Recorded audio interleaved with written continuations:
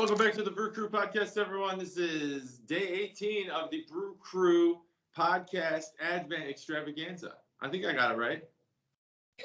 That's the name we settled on.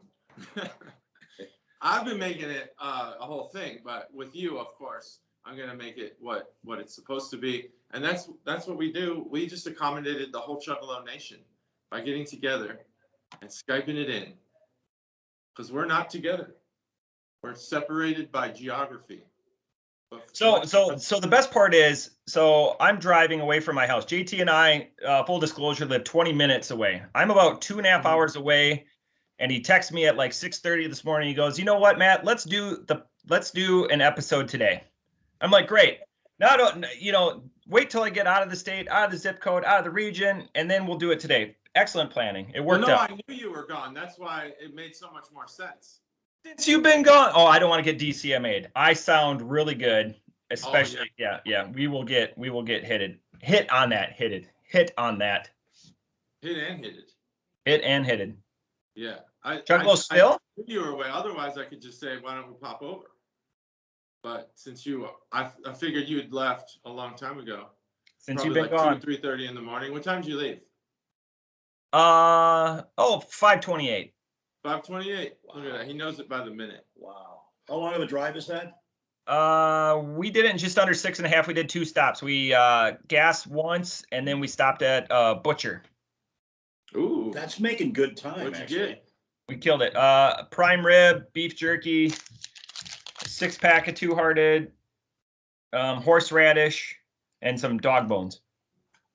I ordered a prime rib, so I had to get the prime rib. Everything else was just an add-on. Awesome. Sounds awesome. Well, today's beer is we've never done Oxbow. I don't think I've done it, but Oxbow Brewing Company's Luppolo. Luppolo.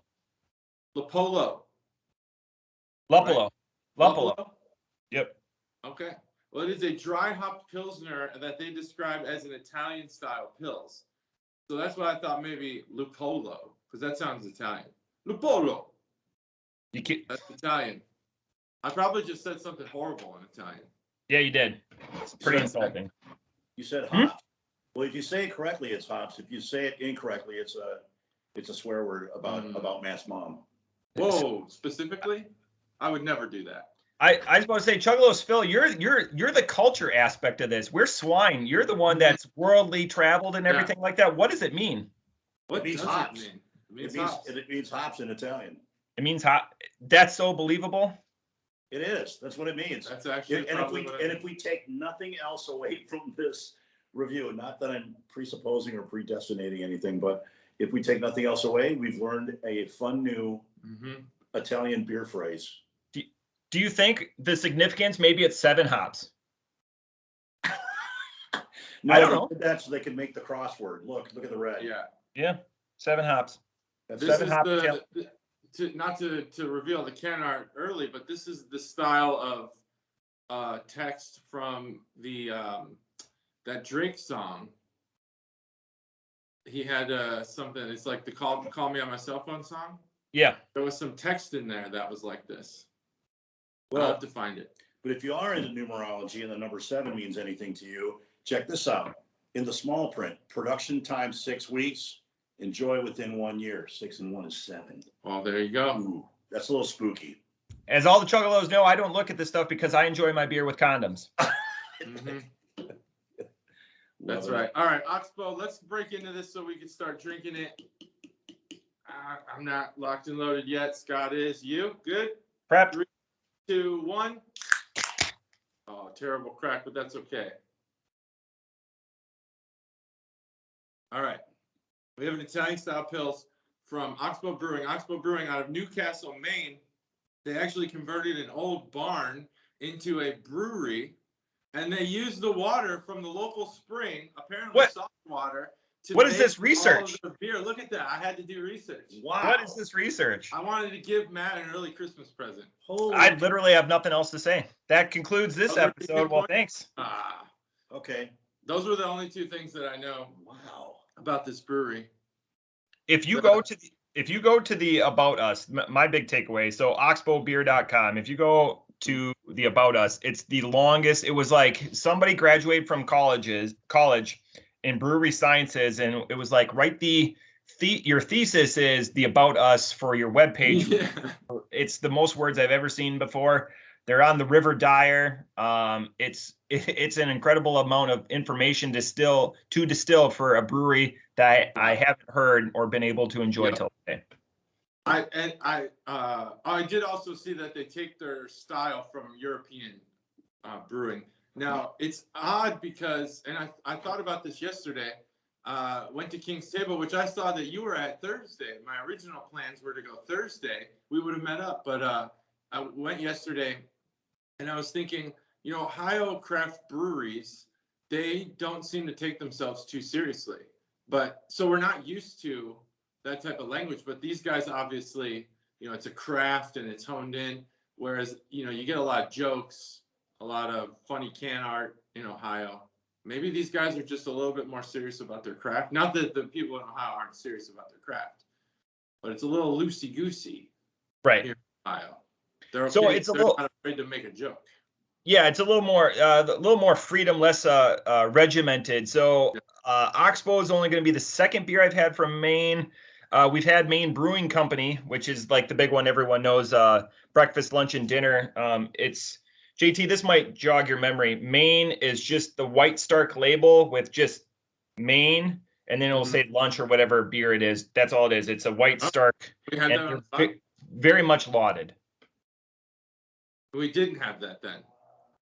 Or we maybe not on the podcast. We lauded it. Oh, okay.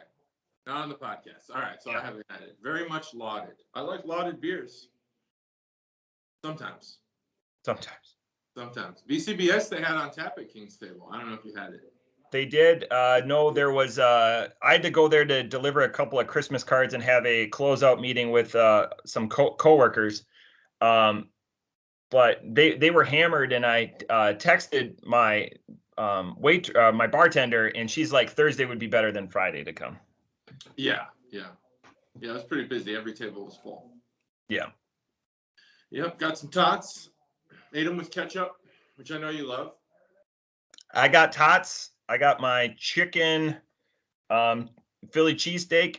Got some tots and nacho cheese for tots. Did they have corn sauce? Do you eat their corn sauce? I do, but I just got nacho cheese that time because it was what the other individual I was with would eat. Okay. Well, they were out of it on Friday. Totally out of corn sauce. So many people, they've been getting hammered because they're the only shtick in town. People don't go to Wandering Griffin. Yeah. Rightfully so. Nothing. I mean, I don't know. I'm not going to offend Wandering Griffin. I've been there a few times. Just not the environment is not the same. SFIL, have you been to King's Table yet? Went last night. Yeah, that was took him for his that first was my time. first time, and I was so excited about the tots and the porn sauce, but it disappointed. The tots were great. Tots were awesome, but missed the sauce. Sorry, Stacy. What time did you end up going, SFIL? What time were you guys there? We were there. Got there about 6:10. Yeah. Oh, so you were okay later. Okay, yeah. So I would have been able to tell you my bartender, but she only works till 4 or 5. So. Mm-hmm. Okay. Yeah, got there about 6:10. Left about 8. What an amazing place, though. I was blown away by the sheer number of beers they had on tap there. Awesome. The list was amazing. Yeah. The list was really comprehensive. That new Warped Wing 10-ton isn't so bad. That's ours one. Yeah, I was a little surprised by it. It's a better one. So a little background on King's Table. So they're actually not that old. They have the feel of being old. They've only been open 11 years, and they've expanded. Originally, when they opened, they were only 4 taps. So now they're 57, and then they're also really well purveyed in the booze too. So the tap lines are all above. The booze is above that. Yeah. So you can get a $2,000 drink.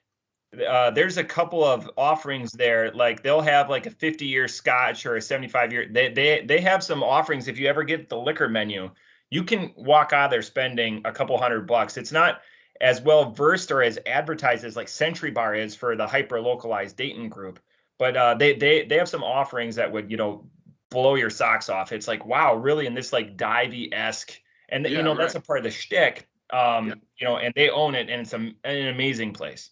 Yeah, they own it well. And to me, how I described it to Scott, because I had never had to describe it to somebody brand new. Yeah. I think it's the premier beer bar in the region. And I do know they have that liquor, so I'm not trying to take that away.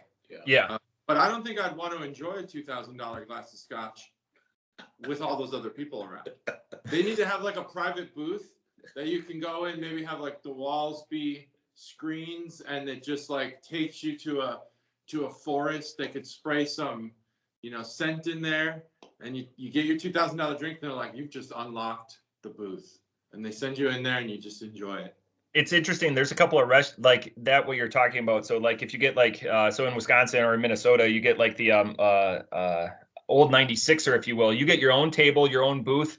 They'll close the curtain around you. Wow. It's they're all divies though. So it's not like it's that like Naga hide chair that has like the metal sides to it. Scott's not in his head. It's but it's that God, I'm thinking of the one in Minnesota, and we asked like, how often does that table get used? And they're like 3 or 4 times a week. Whoa. Yeah. Oh yeah. That's pretty good though. Matt, that reminds me of in Minnesota, probably in Wisconsin too. That's like supper clubbish, right? Oh yeah. It's like 100%. upscale supper club, right? But it's like Naga hide. Yeah, that's funny. That's why I Pine Club is, you go there, and again, hyper localized, but I enjoy going to Paragon more than Pine Club, just because it bigger menu, get in, get out. It's awesome. Same quality of food. Mm-hmm. That's what I'm hearing. Have you been to Paragon? No, John and Katie had told us about Paragon, but we haven't been yet. We went to the Pine Club, but I haven't been to Paragon yet. Herring, sour cream, and onions, man. I'm gonna get that before every meal. That's my jam. I miss it. But they have it there. Good. Well, now, not to dock Scott, but he lives within walking distance of Pine Club. With the house. That's an amazing place to live down there off Brown. Yeah. Mm-hmm.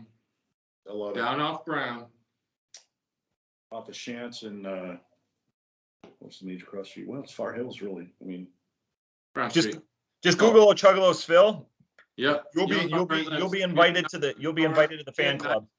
You can knock on his door late at night and say, "Hey, let's go get a steak." Yeah, exactly. I have my own Google Map pin now. Yeah. If you look up the area, it'll automatically have a pin on my house. His own check-in. Yep. All right. No, please don't come. So I would like to tell the story about this beer, and I've alluded to it. So we all bought these advent calendar boxes, and if you have like a normal fridge and you're not these boxes don't fit on the flat of beer that you have, so it's like an advent calendar you would hand a child or whatever, they get candy or a toy or whatever. So this thing is a good 18 inches, so you have to expand. So anyways, you pull it out, you got to punch the fist. So anyways, this is the beer that I lost for like 3.5 hours. Again. Oh, that's the one. Okay. This is all dented to crap because this rolled. I thought it was going to be the second beer that was stolen from my house. I thought maybe JT pulled a trick on me. That Waconia beer that Chuggalo Stivers gave us that I never got to enjoy, that he really wanted us to enjoy. I thought this was going to be the second one, but this rolled all the way underneath my couch, like 12 feet away. So I'm glad. And just to show you guys, like, we didn't want to look ahead on this with this and me. I thought I was going to be drinking an IPA today. I knew it was this beer. I didn't realize it was a Pils. So even though I'm looking ahead, I'm purposely not retaining that much. So I know we still have an English beer left, and I have the list up next, but I thought that this was an IPA. I did when I first saw it because it says dry hopped, but then it says Pils after that. Yeah. So gotta keep reading, which I don't do. I mean, we haven't in 18 days. We haven't had another Pilsner. This is like the only Pilsner we've had, right? Yes. I'm looking at the list right now. I've got it side by side. That's good to know. Yeah. There's a lot. False. Frog and the Hog was a Pils. Frog and the Hog. Yeah. Oh, that was a Pils. Was it? Yep. It was on draft. Like a pale lager. Yeah, it was on draft. Yeah. I remember that. So I'll talk about it first. So the can art boner segment. This is gold foil, and then there's some red in there that creates kind of that diagonal Luppolo. Wow. Fancy. And then it's this is the type of can that I guess the brewery can be creative on, but not market themselves as a funny brewery. You know, a bunch of guys joking around. It's good can art, catches your eye. Gold foil, shines in the light. If you got a well lit store, it's gonna stand out. White label, the absence of anything also draws the eye. There's a lot of white background can art that's been becoming prevalent. A lot of ones, especially that just have like a word or something on it to kind of catch you off guard. And then the Oxbow Brewing in red text and a little bit, pretty much all the information that you'd need on the beer around the corner there. And that's it. I was reading something about this bird logo. I don't remember what I read though, so I'm not going to try to. Maybe that'll just feed one of you guys who might have did some research before this. That's the bonus segment. Not much to report. On the beer, the first sip was the most pills sip. As I get deeper into this beer, it's more and more leaning towards the hops, and in a good way. And the hops are subtle. That's interesting. They're really they're there. You can taste them, but they're just. I don't want to say smooth because I don't think that's the right word. I think that they're balanced with the malt and that typical Pilsner taste. But the Pilsner taste, that traditional European Pilsner taste, kind of just fades away, and it just becomes it's just hop. I don't like the term hop forward. I don't know why I've never liked it, but that's exactly what this is. A hop forward drink, liquid. I don't even have another flavor that comes out. There's a little malt bitterness on the tongue, but it doesn't have flavor. It's just, it's just something that's there. It's a feeling more than a flavor. I really like this as a Pilsner. This is really great. I would not put up a fight if this was a standard for them. I think that they could shrink the can down to the 12 ounce and sell this in a 6-pack. Although as a craft brewer, they probably want it to be sold as a 4-pack in pints. Gives it a bit more of a serious look to it. Not that I'm claiming they're serious people. Maybe they make jokes. Maybe they, what do they call it? Dick slap. Is that what they call it when you fuck around? Just dick slapping. Okay. It's dick slapping. You guys ready? I'm going to give a score. You got your score written down? I'm not going to be that's a technical tainted. As far as Pilsners go, I'd have to say this is up there. That distinct Pilsner taste, it's really good at the very start of the beer. They nailed it. And then to have some dry hopped focus in this beer, I think it really just balanced this beer out, made it easy to drink. Somewhat refreshing, even though it does leave you kind of dry. Yeah, I give this beer a 4.5. Wow. JT. I like this beer. JT ripping the cover. I think the off flavor's the wall. just excellent. Wow. Excellent. Oh. I would drink a few more of these, and I don't know if you said it, but it's 5%. So just over Miller Lite, Busch Light. You could slam these all day. Well, and that's Merry Christmas, parents, mom. I'm getting hammered. That's a typical alcohol content for a Pilsner. Yeah. A light beer. A lager, yeah.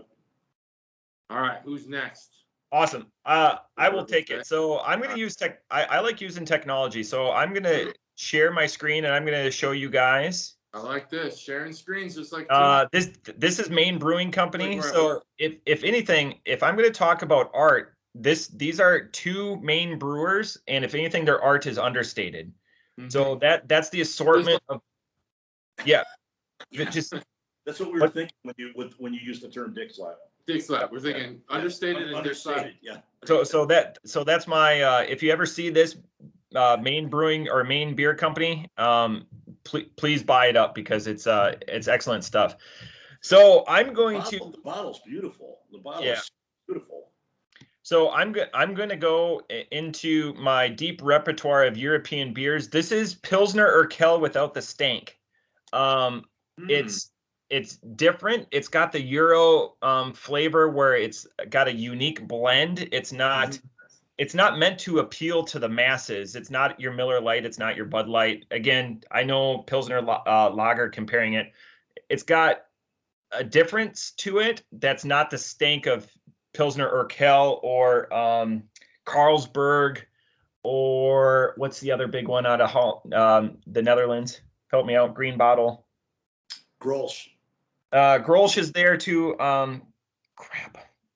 Anyways, it'll come to me. So anyways, it's got that Euro feel to it where it's got a uniqueness to it. But again, for me, it's not my bag. I just wanted to be able to say that it's like, again, a Pilsner Urquell without the stank. Off the top rope, 3.0. 3.0 and a 4.5. We got a wide spectrum here. And people do worry that Matt and I are too in sync. Today is an example of a time when we are not. Wow. All right, my take. It's gonna be me. Sorry, in sync.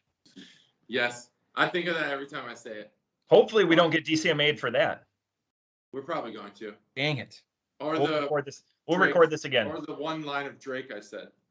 Yeah, we got to pay royalties on that for the one line. You got it. Yeah. We pay royalties. We don't even get paid for our videos yet, but we threw a 10-second video of the cup snake from Wrigley earlier and they took it out. Yep. No. They cut it. They didn't take the video down. They actually used probably machine learning to cut that part out. They took liberties with your video and cut your video. It just skipped over. Yeah, because we had copyright infringement. MLB is a registered trademark of the National Major League Baseball.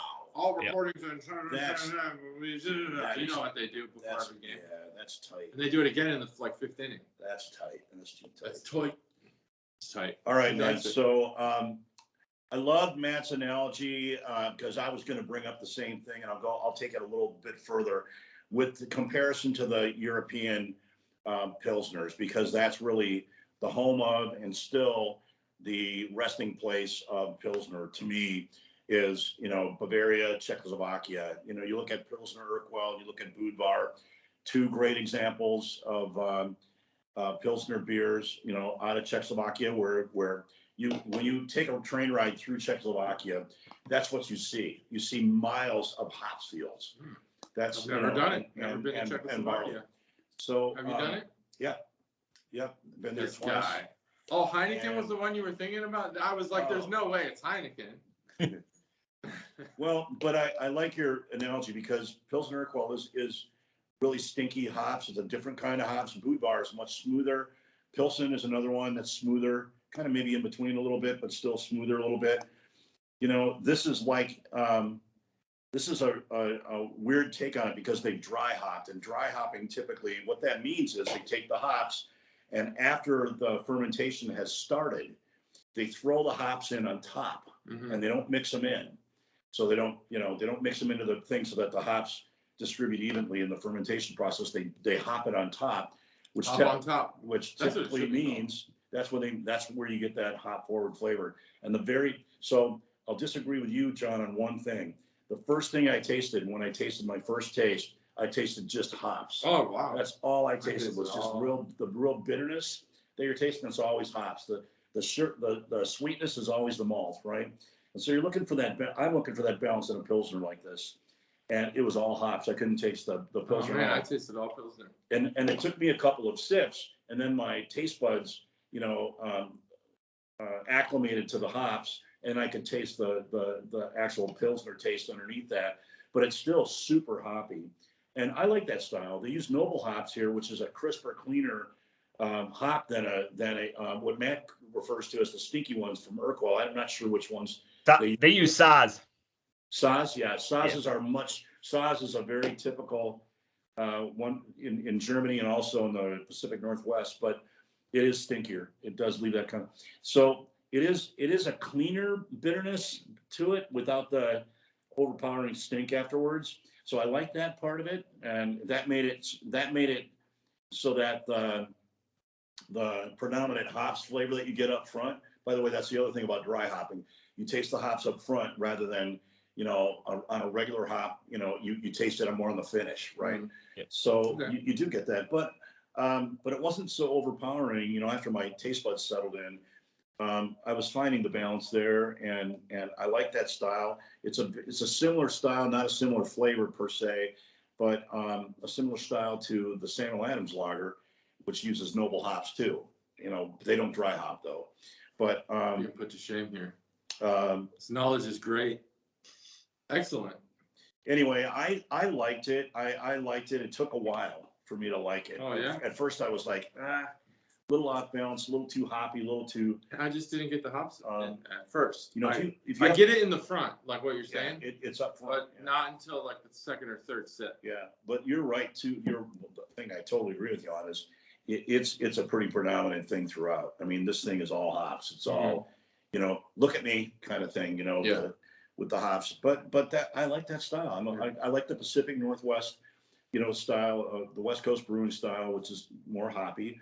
And so I like this. This does not, they claim, they kind of pride themselves on being an Italian style pils. I've never tasted an Italian beer like that. That's not like Italian, right, Matt? I mean, Italian is super clean. Right, exactly. And very, very balanced. And kind of, in my mind, unremarkable, but this is not that at all. So, but having said all that, I really like this beer a lot. I'm going to give this beer a 4.0. Ooh, look at that. We've crossed the spectrum. 3.0, 4.0, 4.5. 4.5. Wow. That's a good, diverse beer right there. It is. Diverse scores. Love it. That's Luppolo or Luppolo. Yeah, I'm curious with because if everything is farmhouse style and they don't just have like a branch of farmhouse, if what they do is farmhouse style, I'm curious to see the rest of their repertoire, the rest of what they have on tap, because I bet it would be interesting. I bet, they could go to like a cream ale, or if they stay farmhouse European style, they're going to be really limited. And I don't want to see them fall into like a Toxic. When Toxic opened, the knock on them was they were using like they were like the Taco Bell of brewers. They were they had the same 4 ingredients. They just used them in different variations. That's funny. And Toxic, has since gotten a lot better. But I think they didn't strike when the iron was hot, because they were one of the first when Dayton was going through their beer revolution to open up. It's just everything became too same. Yeah. Where Taco Bell is a comfort food, with Toxic, they're competing against a bunch of other companies. So I'm curious to see with Oxbow, being the lowest score, it's definitely not a detraction for me to ever have an Oxbow again, because the farmhouse elicits so many things. But when you say European farmhouse, that even, puts yourself up there at a degree of difficulty level, because you're not in an American style where you're going to throw 6 or 7 different random ingredients into a beer. You're limiting the amount of things in your cupboard. Yeah. Play to your strengths. You're in Maine, and no one around the country knows anything about Maine other than lobsters. Lobster, yeah. Make a butter beer, and then that's it. Call it a day. Call it rock lobster or something. Yeah. Don't make a lobster beer. That sounds disgusting. Yeah, I mean, do it, but no, it's a gimmick. It's a gimmick. And do it. So, man, what's your low threshold on below this number? I will not probably ever drink that beer again, or certainly buy that beer again. What? 2.5. 2.5? Okay. Yep. So we're in the same. Yeah. This is close. It depends too, like, is there something I want to keep in the fridge to elicit conversation or something, like, I'm saving some of this. I'm going to go give it to my father-in-law here at the end of this, because this is definitely up his wheelhouse. So I'm curious to see his feeling. And this is something like might be a little too adventurous for my wife. My wife is a pills drinker. So I'm curious. This is something that we've talked about transition beers before, and we usually reference that when we're talking about New England's. Yeah. Because they're lighter and easier to drink for IPAs. So if you're coming from Miller Lite or college beer to an IPA, those are easy. This actually would be fit in that category pretty well because it has a hot flavor. 100% transition that you're used to. That's a really great point. It's a transition between like a traditional European Pilsner and, you know, like a West Coast. A light IPA, yeah. Yeah. Yeah, so Interesting. pretty sweet. That was good. We killed it. We got over 30 minutes in this episode. Well, no, that's since we started the conversation. I think we hit the report. We're right below 30 though. We're pretty close. Yeah, that's for that's 3 10-minute videos. Wow. It's not bad. Well, conversation's great. Like this beer, we will satiate and confuse your palate. Yep. The palate of your mind. Now, if we really want to try getting this going, when I go to Chicago tomorrow, and we want to do a 3-way Skype, or even 4-way if we can get Mike in, and then a 5-way if we can get Steph in there. Oh, beautiful. That planning just makes my mind hurt. Matt's good at it. I'm terrible at it. I like to do everything right now. Matt plans ahead. Matt can get it. I bet Matt can work it out. Yeah. But if we can, we will try. What? To push these. Well, I don't want you to dox yourself. We'll talk offline. Yeah, we'll talk offline. I will make sure that there's always a Blackhawks logo behind me. Well, I mean, when you are at the rink, you know. That's right. Because my sister, she owns the United Center and lives there. Wow, she's a huge. So when I record my BCP videos, they're always with the Blackhawks behind me. Pretty awesome. Is she a really huge Blackhawks fan? She and Bobby? Bobby, yeah. Chuggalo Bobby, who's starting to get into craft beer. Wow. Transition beer. Transition. Yes. He drinks this lager he absolutely loves called Lug Nut. It's made by a DJ at Q101. Are you familiar with Q101? Yep. Yep. I don't think Scott is. It's a radio station in Chicago. Alternative. They play basically every 10th song is Nirvana. Probably still, but it was when I took the Dan Ryan today. Oh, you took the Dan Ryan, yeah. For some weird reason, every highway in Illinois has a name instead of its number. Yeah, usually I take the outer loop, but today we took the Dan Ryan. Yeah. Dan Ryan. How was the traffic? It was really good. That's the only reason why. We wanted to show the girls the tall buildings. 28. Yeah. Oh, nice. Yeah. Wow. Yeah, you went right through. Yeah, we had to hop on the Stevenson for a couple minutes, and then we were good. Mm-hmm. Nice. Fantastic. What a good drive. I'm going to avoid all those highways. I'm just going to take 88 to my sister's house. The 88 avoids pretty much everything that's bad about Chicago traffic. Yeah, there was no traffic. It was glorious. Like I said, we flew. Saturday in the morning, you're good. Well, I think that's good, unless you got any parting words. Caw-caw! Caw-caw. That is the 18th day of the Advent calendar. It's an absolute blast. I love doing these videos, and we'll hit you up every day until Christmas Eve.